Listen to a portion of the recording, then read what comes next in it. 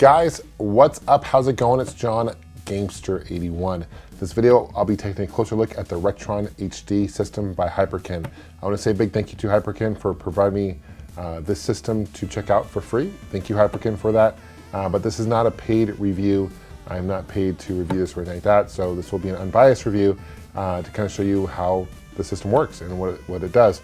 So what this is, in a nutshell, is an HD NES clone console. There are already a handful of clone NES consoles on the market that are playing HD, including one by Gamers I reviewed a little while ago, to Analog Interactive, as well as Retro USB does one called the ABS. They all range in prices anywhere from 40 to even upwards. For the Analog Interactive, it's $450 US. So really range, depends on what you want.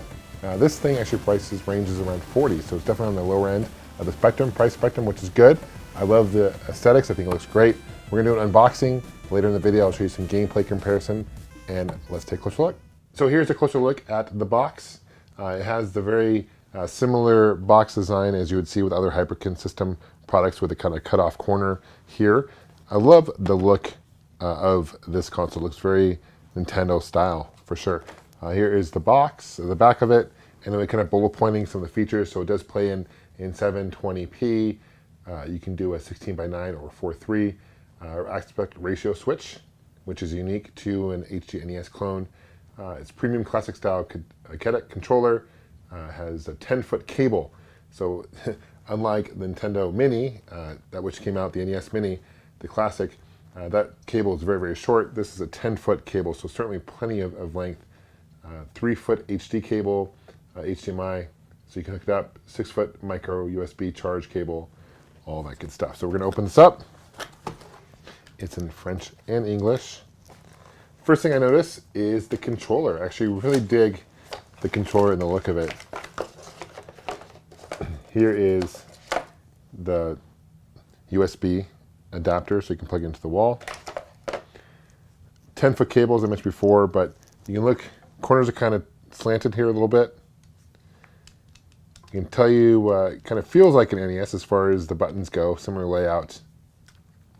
Here's the back, you got this kind of a bubble here, so it fits your hand a little bit better. It's almost like a combination between like the classic Nintendo dog bone controller as well as the classic NES controller. Pretty sweet, but it does come with one controller. Some of the NES clones, like the Analog Interactive, which is the $450 one, comes with one. And then you have the AVS, the Advanced Video System, which is another HD NES clone, and that doesn't come with any controllers. Whereas 8-bit HD NES by Gamers comes with two, so it kind of varies as far as what you want, what you're looking for. Here is the look at the system itself. Again, cut off corner.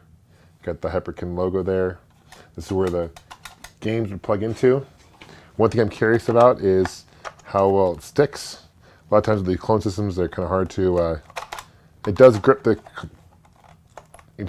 cart a little bit, so you just keep that in mind. Nothing too bad, but it does grip it a little bit more so than a normal NES system would. You have your power, you have your reset. I'm guessing that this will glow when it turns on. I will certainly let you know if that's the case. These are two controller ports. They will work with normal NES controllers or accessories, although being in HD, you can't use like the zapper on a normal HD TV. You have to use a boob tube.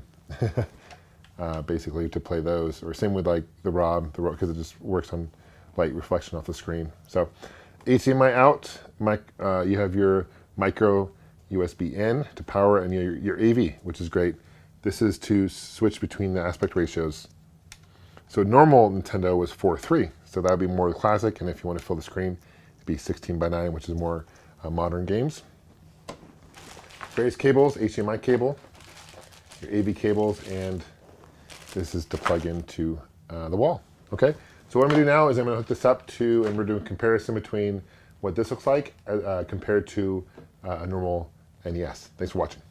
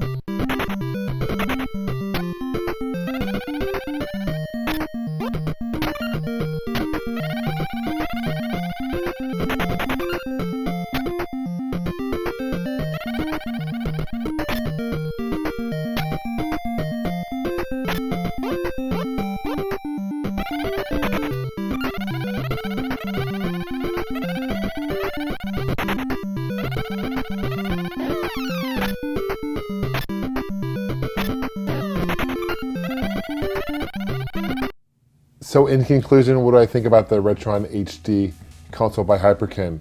I like the compact size. I really like aesthetically. I think it looks really cool.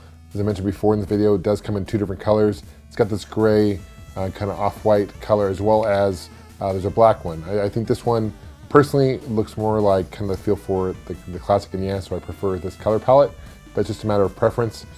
The HDMI cable that it comes with is fairly short, so just FYI on that. But the fact that the controller has a 10-foot cord, that's pretty unbelievable. That's a really long cord. I think Hyperkin probably saw the backlash Nintendo got with the NES Classic Mini with a very short cord, and they kind of made it excessively long, which is actually a good thing, so it's a positive. So what is the difference between something like this, which is $40, and a NES clone console like this, which is $450? Well, the biggest difference, other than price tag, is the build quality. This thing is actually built out of solid aluminum.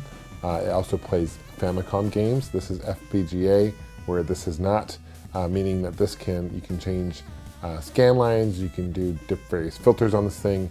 You can actually load through the SD card slot. You can actually play Sega Master System games, Game Gear games, SG-1000 games. Pretty incredible. So this can do a lot. What this is it's a reasonably priced NES HD clone. Unlike, I know one big backlash at RetroN 5, which people may not like it, is because the RetroN 5 dumps the ROM. This is not the case with this particular system. There's no ROM dumping going on with this. It will play clone consoles. It will play Castlevania 3. I tested it because that's one game, Castlevania 3, that doesn't really like to work on a lot of old clone NES consoles. It will work with this. It will not, however, play flash carts. So if you have a flash cart, meaning a cartridge that has a whole bunch of ROMs, this will not be able to read that. So just FYI, just so you know, heads up on that. Overall, I am pleased with this console. I think it's definitely worth looking into if you don't already have an HD NES clone. One thing that's also subtle, which I actually kind of like, is the fact that it also has AV connections as well. You're thinking, why would you want the AV if you have HDMI? Well, simply put, if you want to play any light gun games, if you want to play any Rob the Robot games like that, to that nature, you will need to play it on the standard television. It won't work on HD TV. So it's nice that that is an option. As far as quality goes, picture quality goes, the biggest difference, obviously, it's a clearer image than the standard NES. But I think audio-wise makes a huge difference. You notice on the audio for the classic or the original NES, it has like a buzzing sound to it, where this eliminates that. It's a very clear sound, very clear image. I like the fact that you can switch between the aspect ratio 16:9, which is more modern consoles, where it's 4:3, which is original. And it doesn't really stretch it where it feels super stretched.